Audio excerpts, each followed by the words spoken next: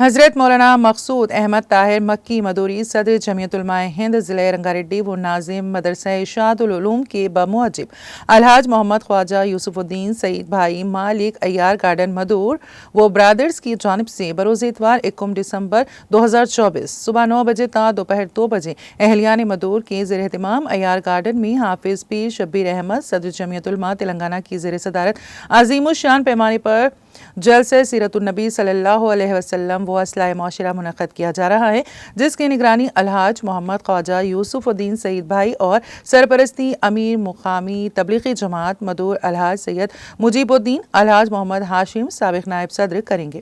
جلسے کو general secretary ریاستی جمعیت علماء حافظ پیر خلیق احمد سابق، حضرت مولانا محمد امیر اللہ خان ناظم مدرسہ سراج العلوم محبوب نگر، حضرت مولانا محمد بشیر احمد حسامی، مولانا محمد ایوب قاسمی ناظم مجلس تحفظ ختم نبوت قاضی و مفتی محمود احمد مظاہری، قیصر مدوری، مفتی مقبول احمد مفتاحی، صابر مدوری، مولانا محمد عبد الرحمن صابر رشیدی مخاطب فرمائیں گے، جبکہ مفتی احمد عبید اللہ ہاشمی یاسر مدوری جلسے کی نظامت کریں گے۔ اس ضمن میں شائع کردہ تشہیری دیواری پوسٹر کا آج حضرت مولانا مقصود احمد طاہر مکی مدوری نے رسم اجرا انجام دیا۔